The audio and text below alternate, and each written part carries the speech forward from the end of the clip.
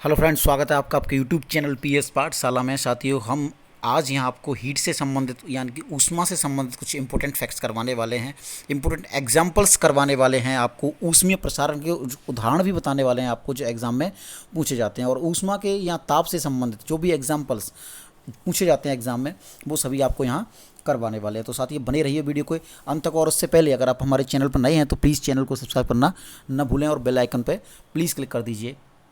तो साथियों, शुरू करते हैं आज का यह वीडियो। तो सबसे पहले हम बात करते हैं साथियों ऊष्मा की। तो ऊष्मा क्या होता है? ऊष्मा ऊर्जा का ही एक प्रकार है, यानी कि ऊष्मा क्या है? एक प्रकार की ऊर्जा होती है। और ये ऊष्मा जो है उसका संबंध किससे होता है? तापमान से होता है। तो ऊष्मा ऊर्जा का ही एक प्रकार है जो ये बताता है कि कोई वस्तु कितनी गर्म है अथवा कितनी ठंडी, यानी कि जिसका तापमान जितना ज़्यादा होगा वो उतनी गर्म हो जाएगी और जिसका तापमान जितना कम होगा वो उतनी ही ठंडी हो जाएगी। यानी कि ऊष्मा का संबंध किससे है?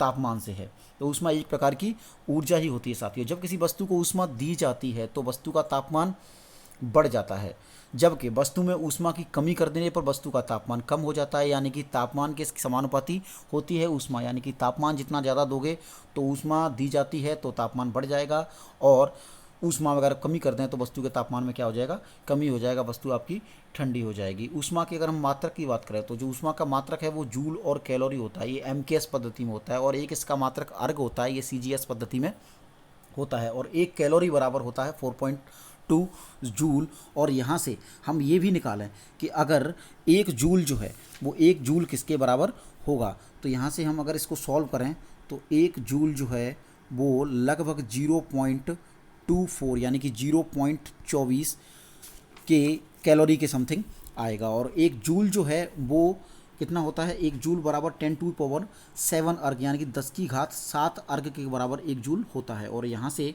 हम अगर एक अर्ग निकालें तो एक अर्ग आसानी से निकाल सकते हैं, और एक अर्ग 10⁻⁻7 जूल के बराबर हो जाएगा। तो एक कैलोरी 4.2 जूल, एक जूल 0.24 कैलोरी, और एक जूल बराबर 10⁻7 अर्ग, और एक अर्ग बराबर 10⁻7 जूल हो जाएगा। तो ये आपकी यूनिट्स हैं, मात्रक हैं, ये आपको ध्यान रखने। ऊष्मा का संचरण कैसे होता है, यानी कि ऊष्मा का स्थानांतरण कैसे होता है? एक स्थान से दूसरे स्थान तक ऊष्मा जाती कैसे है?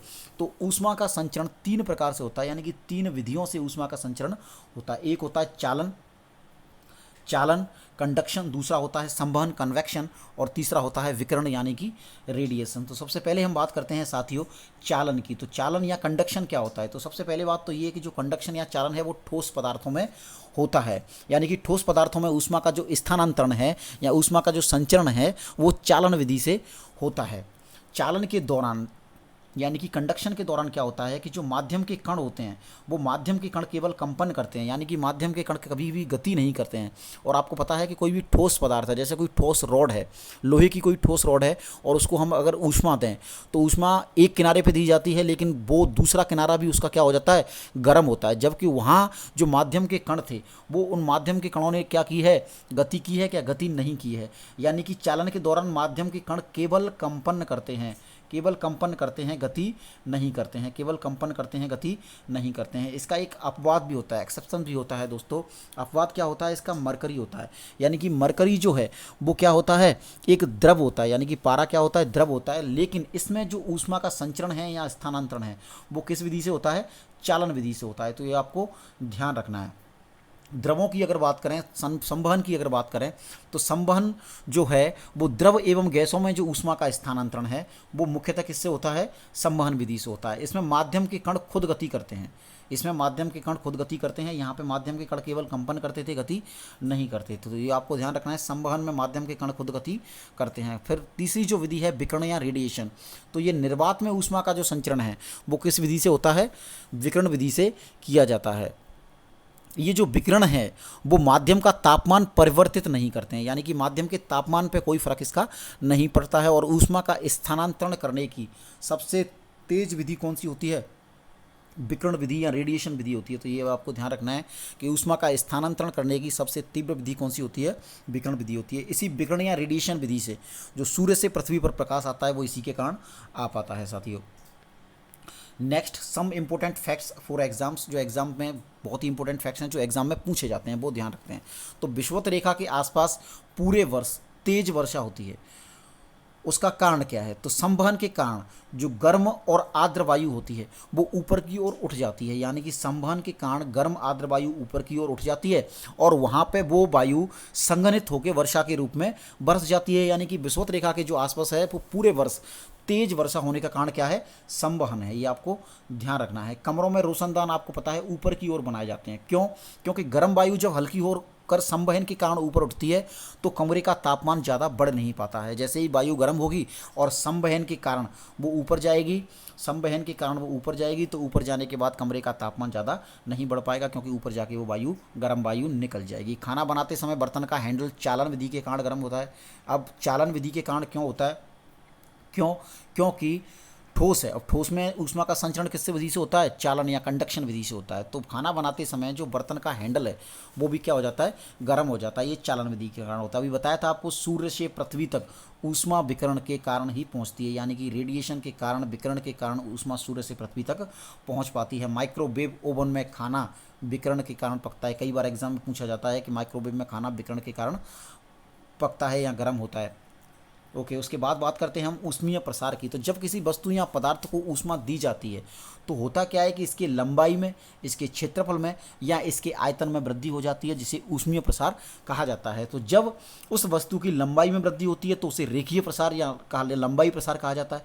उसके क्षेत्रफल में वृद्धि होती है तो उसे क्षेत्रफलीय प्रसार कहा जाता है।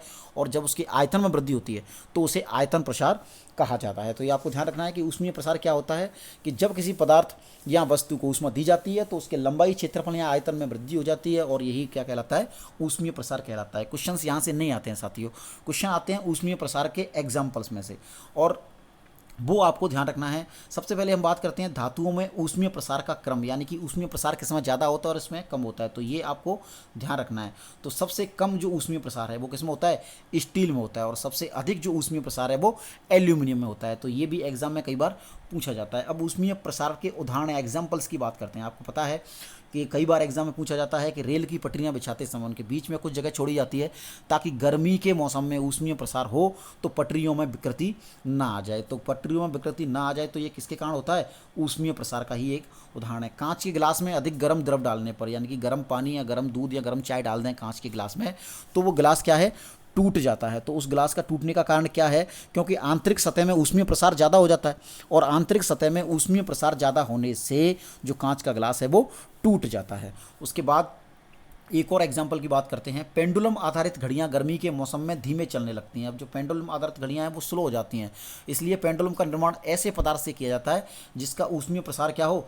कम से कम हो। तो ऐसे पदार्थों से किया जाता है जिसका ऊष्मीय प्रसार कम से कम हो, और ये पदार्थ जो है वो इनबार होता है। तो कई बार एग्जाम में पूछा जाता है कि पेंडुलम आधारित घड़ियां में गर्मी के मौसम में धीमे चलने की वजह से पेंडुलम का निर्माण किस पदार्थ से किया जाता है? तो वो किसके द्वारा किया जाता है?